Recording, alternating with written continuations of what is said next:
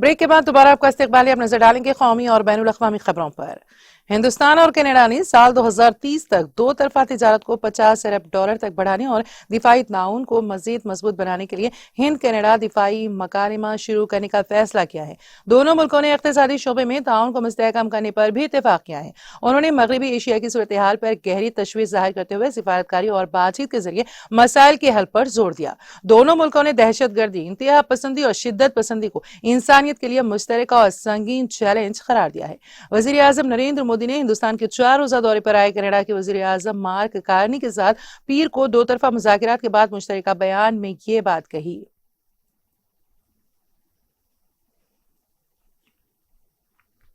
मगरबी बंगाल की वज़ीर आला ममता बनर्जी पर शदीद हमला करते हुए मरकजी वजीर अमित शाह ने कहा कि परिवर्तन यात्रा का मकसद बंगाल को दरअंदाजी से पाक करना है, जिसे उनके बकौल टीएमसी हुकूमत के दौर में दरअंदाजों की महफूज पनाहगाह बना दिया गया है।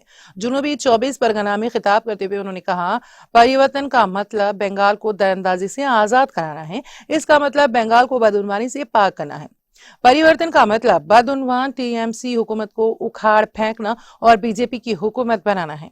अमित शाह ने रियासती बजट का हवाला देते हुए कहा है कि साइंस और तरक्की के लिए सिर्फ 80 करोड़ रुपए मुख्तस किए गए, जबकि मदरसों के लिए 5,700 करोड़ रुपए दिए गए।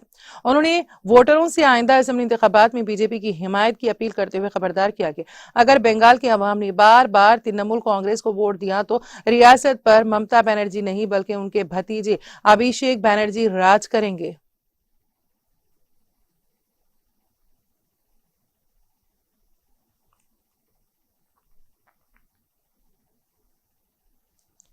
एनफोर्समेंट डायरेक्टरेट ईडी ने मगरबी बंगाल में मुबैना एसएससी भर्ती घोटाले की जांच तेज करते हुए साबिक रियासती वजीर पार्थ चैटर्जी और उनकी करीबी साथी अर्पिता मुखर्जी को पूछगछ के लिए समन जारी किया है।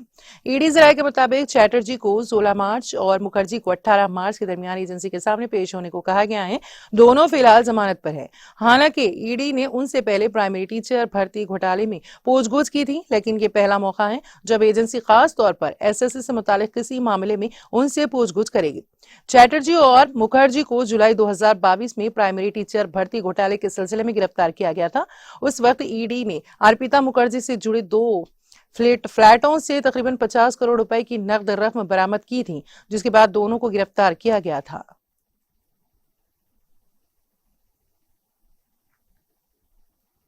उत्तर प्रदेश में जिले बहराइच के रोपीडिया थाना इलाके के तहत बसंतपुर रोदल राम गांव में जमीन की फरोख्त के बाद पैसे के तनाजे में एक नौजवान ने अपनी वालिदैन, दादी और बहन को कुल्हाड़ी के वार करके कत्ल कर दिया, जबकि बड़े भाई को शदीद जख्मी कर दिया गया। मुलजिम ने बाद में खुद को भी जख्मी कर लिया।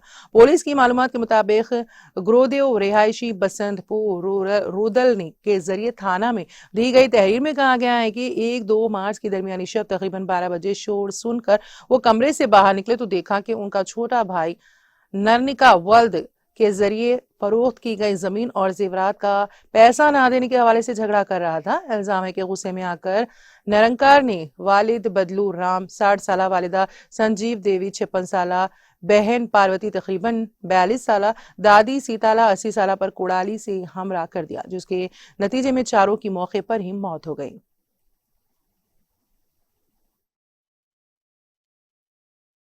गुरुदेव पुत्र बदलू वर्मा निवासी बसंतपुर रूदल रामगांव थाना रुपईडीहा द्वारा प्रभारी निरीक्षक रुपईडीहा को एक लिखित सूचना दी गई कि दिनांक 1/2 मार्च 2026 की रात्रि लगभग 12 बजे शोर की आवाज सुन करके जब वह अपने कमरे से घर के बाहर आया तो घर के आंगन में उसने देखा कि उसका छोटा भाई निरंकार पिताजी द्वारा बेची गई जमीन व गहने का पैसा न देने की बात को लेकर के विवाद करते हुए आवेश में आकर कुल्हाड़ी से मारकर माताजी पिताजी।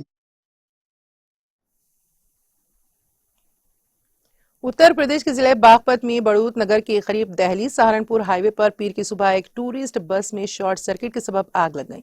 ड्राइवर की हाजिर दिमागी से बस में सवार 6 अफराद बाल बाल बच गए, जबकि बस मुकम्मल तौर पर जलकर तबाह हो गई। बस ड्राइवर सुरेंद्र पॉल ने बताया है कि वो कंपनी के मुलाजिमिन को लेने मुजफ्फरनगर गए थे और वहां से वापस बागपत लौट रहे थे। जैसे ही बस बड़ौत इलाके में बावली गांव के करीब पहुंची, अचानक गाड़ी से धुआं निकलने लगा। सूरत हाल की संगीनी को देखते हुए ड्राइवर ने फौरन बस को सड़क किनारे रोका और तमाम मुसाफिरों को बाहिफाजत बाहर निकाल लिया। ड्राइवर समेत कुल 6 अफराद बर वक्त बाहर निकल आए। कुछ ही देर में बस ने शदीद आग पकड़ ली और देखते ही देखते आग का गोला बन गई।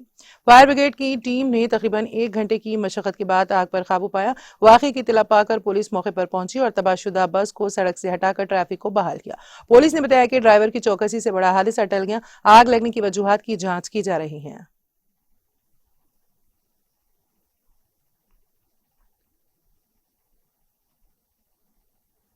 अमेरिकी सदर ट्रंप ने ऐलान किया है कि ईरान के खिलाफ जारी फौजी कार्रवाइयां उस वक्त तक जारी रहेगी जब तक अमेरिका अपने तमाम मकासद हासिल नहीं कर लेता। जबकि उन्होंने खबरदार किया है कि इस जंग में मजीद अमेरिकी फौजियों की हलाकतें भी हो सकती हैं। Social media platform truth social पर जारी एक वीडियो बयान में ट्रंप ने ईरान के खिलाफ कार्रवाई को दुरुस्त मिशन करार देते हुए कहा है कि जौहरी हथियारों और तवील फासले तक मार करने वाले मिसाइलों से लैस ईरान अमेरिका के लिए बड़ा खतरा बन सकता है। अमेरिकी हुकाम अब तक इस बात के शवाहिद पेश नहीं कर सके कि आया ईरान ऐसा कोई हथियार तैयार कर रहा था या नहीं। अमेरिकी हमलों में ईरान के supreme leader Ayatollah Ali Khamenei और कई आला हुकूमती शख्सियात शहीद हो चुके हैं। हमले ऐसे वक्त में किए गए जब अमेरिका और ईरान के दरमियान जौहरी प्रोग्राम पर मुज़ाकिरात जारी थे।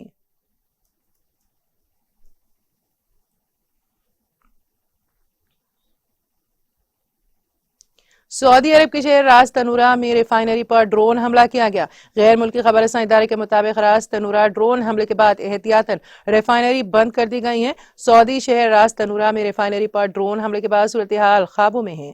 अरब टीवी से गुफ्तगू करते हुए तर्जुमान सऊदी वजारत दिफा ने कहा है कि आरामको की रास तनूरा तंसीबात के करीब 2 ड्रोन्स मार गिराए। उन्होंने कहा है कि रास तनूरा पर हमले के नतीजे में कोई शहरी जख्मी नहीं हुआ। तर्जुमान सऊदी वजारत दिफा का कहना है कि हमले के बाद गिरने वाले मलबे से रिफाइनरी में महदूद नूबियत की आग भड़क उठी थी। वाज़ेह है कि सऊदी वजारत खारिजा ने रियाज और मशरकी इलाकों में मिसाइल हमलों की मजम्मत की और कहा कि मिसाइल हमलों को किसी बहाने या वजह जायज करार नहीं दिया जा सकता। वजारत खारिजा के इलामी के मुताबिक ये हमले ईरानी हुकाम के इल्म के बावजूद किए गए कि सऊदी अरब अपनी फिजाई हुदूद या सरजमीन को ईरान को निशाना बनाने के लिए इस्तेमाल करने की इजाजत नहीं देगा।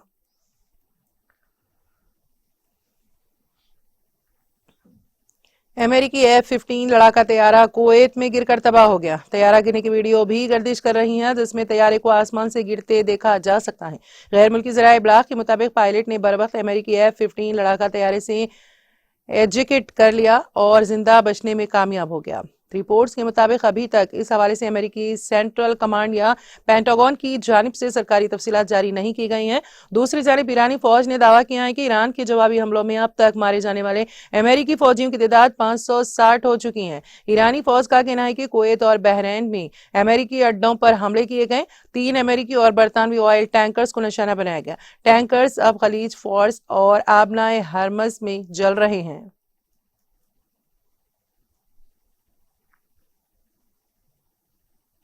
लेबनान पर गुज़िश्ता रोज से जारी इजरायली हमलों में अमवात की तादाद 31 हो गई है। गैर मुल्की खबरसां एजेंसी के मुताबिक इसराइल के लेबनान पर हमलों में 149 अफराद जख्मी भी हुए हैं।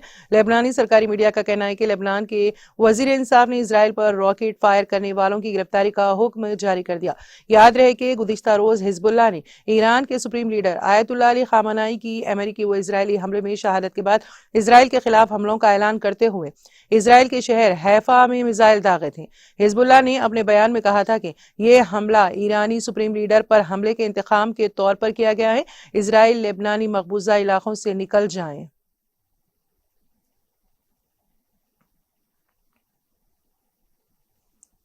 इजरायली फौज ने दावा किया है कि नए हमलों में ईरानी मिलिट्री कमांड सेंटर्स को निशाना बनाया गया है। पासदारान इनकलाब के हेडक्वार्टर्स पर भी बमबारी की गई है। इजरायली फौज ने कहा है कि दर्जनों ईरानी मिलिट्री कमांड सेंटर्स को निशाना बनाया गया है, जबकि पासदारान इनकलाब के एयरफोर्स कमांड सेंटर को निशाना बनाया गया। साथ ही ईरान में वजारत दाखिला के हेडक्वार्टर्स पर भी नए हमले किए गए। ईरानी हुकाम और मीडिया ने नए हमलों के वाले से फिलहाल कोई रद्द-ए-अमल जारी नहीं किया है।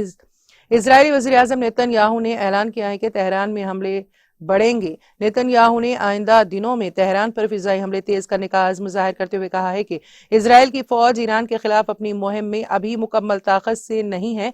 अल जजीरा की रिपोर्ट के मुताबिक ईरानी फौज ने मुल्क भर में 10 जदीद ड्रोन्स गिराने का ऐलान किया है, जिसके बाद अब तक मार गिराए गए ड्रोन्स की कुल तादाद 22 हो गई है। ईरानी हुक्काम ने वाजे किया है कि ये वक्त भरपूर मज़ाहमत का है।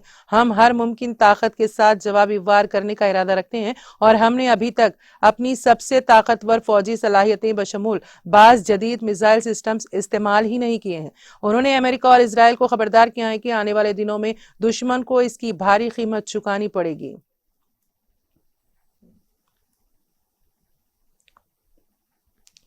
ईरानी बैलिस्टिक मिसाइलों से इजराइल पर हमले की नई फुटेज ने खलबली मचा दी है। मिसाइल से इजरायली फिजाई दिफाई निजाम तोड़ते हुए हदफ पर जा लगे। तफसीलात के मुताबिक ईरान और इजराइल के दरमियान जंगी सूरत हाल इंतहाई संगीन रुख इख्तियार कर गई। ईरान ने इजराइल की फौजी तनसीबात को निशाना बनाते हुए 100 से जायद बैलिस्टिक मिसाइल और ड्रोन दाग दिए। अल जजीरा टीवी ने बताया है कि ईरानी मिसाइल इजराइल के जदीद फिजाई दिफाई निजाम को तोड़ते हुए अपने अहदाफ पर जा लगे हैं। एक ईरानी मिसाइल मगरबी यरूशलेम में अपने हदफ पर लगा, जिसके नतीजे में कम से कम 7 इजरायली जख्मी हो गए। हमले के बाद सामने आने वाली फुटेज में जोरदार धमाके और शहरियों की चीखों पुकार सुनी जा सकती है। ईरान ने तिल अवीव और मकबूजा मगरबी किनारे में अहम इजरायली फौजी तंसीबात को कामयाबी से निशाना बनाने का भी दावा किया है। पूरे इजराइल बिलखुसूस तिल अवीव और यरूशलेम में खतरे के सायरन बजते रहे, जिसके बाद लाखों शहरी पनाहगाहों में छुपने पर मजबूर हो गए। अरब मीडिया ने ईरान के बैलिस्टिक मिसाइलों के इजराइल पर गिरने की ताजा तरीन फुटेज जारी कर दी है। इन वीडियोस में देखा जा सकता है कि दर्जनों मिसाइल और ड्रोन इजरायली आसमान पर नमूदार हुए और यरूशलेम समेत मुख्तलिफ इलाकों में जमीन पर गिरते ही बड़े आग के गोलों में तब्दील हो गए।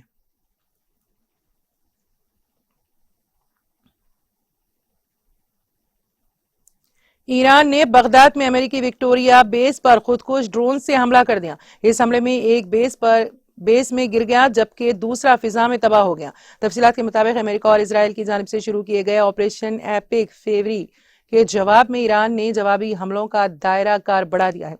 बगदाद एयरपोर्ट के करीब अमेरिकी फौजी अड्डे और बहरीन में समंदरी तंसीबात को निशाना बनाया गया है, जबकि अमेरिका ने पहली बार अपने 3 फौजियों की हलाकत की तस्दीक कर दी है। ईरान ने बगदाद इंटरनेशनल एयरपोर्ट के करीब वाक़ अमेरिकी विक्टोरिया बेस पर 2 खुदकुश ड्रोन से हमला कर दिया। इराकी इजराइल के मुताबिक एक ड्रोन बेस के अंदर गिरा, जिसके बाद वहां से धुएं के सियाह बादल उठते देखे गए, जबकि दूसरा फिजा में तबाह कर दिया गया।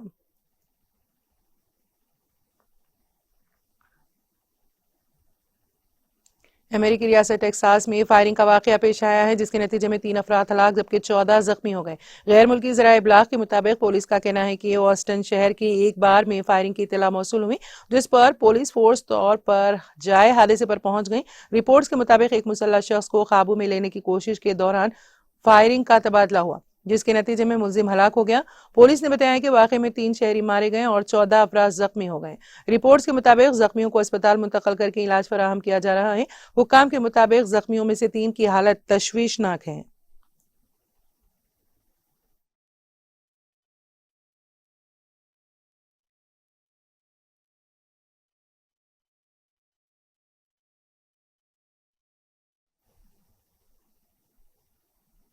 और अब आखिर में एक नजर हेडलाइंस पर। वजीर आला रेवंत रेड्डी का जिला कलेक्टर्स के साथ मंगल को जायजा इजलास का मकसद अवामी हुक्मरानी का तरक्याती मंसूबे के निफाज को यकीनी बनाना और कलेक्टर्स को हिदायत फराहम करना। तेलंगाना में माजूर अफराद को भी आरटीसी बसों में मुफ्त सफर की सहूलत। माजूर मर्द हजरात को भी मुफ्त बस सफर की सहूलत की जाएगी फराहम, सरकारी अहकाम जारी।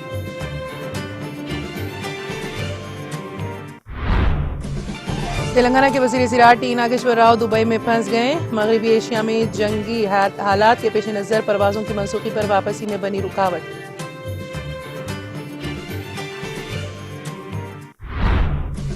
साबिक वजीर दाखिला मोहम्मद महमूद अली ने एरावैली फार्म हाउस में बीआरएस सरबराह केसीआर से की मुलाकात। केसीआर ने मोहम्मद महमूद अली को सालगिरह की दी मुबारकबाद, नेक तमन्नाओं का किया इजहार।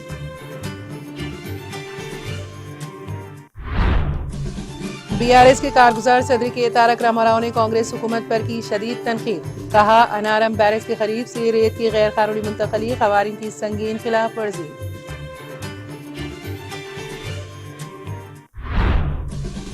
आजमपुरा बीआरएस दफ्तर में साबिक वज़ीर दाखिला मोहम्मद महमूद अली की सालगिरह तकरीब। बीआरएस कायदीन ने केक काट कर उन्हें सालगिरह की मुबारकबाद की पेश। मोहम्मद आजम अली व दीगर की शिरकत। पुरअमन तरीके से मनाए होली, खिलाफ वर्जी पर होगी सख्त कार्रवाई। पुलिस अफसरान के साथ वीडियो कॉन्फ्रेंस के जरिए जायजा इजलास से कमिश्नर पुलिस बीसी सजनार का खिताब।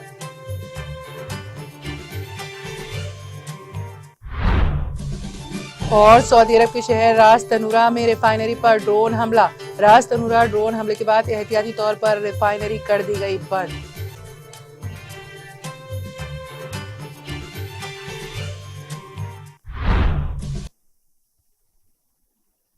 तेलंगाना एक्सप्रेस में फिलहाल इतना ही। ताज़ा तरीन अपडेट्स के लिए देखते रहिए टीटीवी। अब मुझे और मेरी पूरी टीम को दे इजाजत। खुदा हाफिज।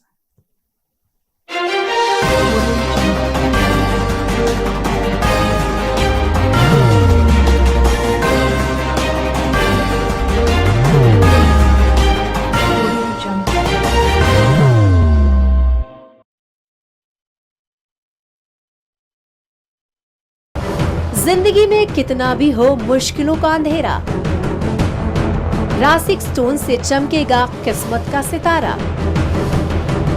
सीधे खानों से निकालकर तराशा गया और डॉक्टर रोशन और डॉक्टर MM रजा के ज्ञान से संवारा गया। इल्मी जवाहरात एक बेशकीमती इल्म है। ये जिंदगी के हर मोड़ पर हमें आगाही देता है। हमारी नाकामयाबी, कारोबार में परेशानी, शादीशुदा जिंदगी में तनाव, औलाद की परेशानी, प्यार के मसाइल, लव मैरिज, पैसों की तंगी, पढ़ाई में असफलता, सेहत में खराबी, क्या यही है जिंदगी? कैसे मिलेगी हमें इन सब से राहत? इन सब मुश्किलों से निजात पाने के लिए जेमोलॉजिस्ट डॉक्टर रोशन और डॉक्टर MM रजा से एक मुलाकात बदल सकती है जिंदगी और तकदीर दोनों। Bangalore, Hyderabad, Visakhapatnam, Vijayawada, Dubai, Delhi, Mumbai. One visit can change your life.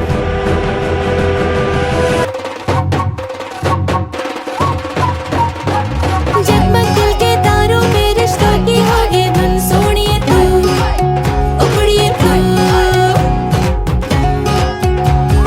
सबको सुनाने अपने दिल की ट्यून, डार्लिंग दुल्हनिया तुझे, अब रुक मत, ये मोमेंट तेरा है। डार्लिंग दुल्हनिया तुझे। Be the showstopper, be the showrunner. Show how it's done. Come celebrate the brides of India with Malabar Gold and Diamonds.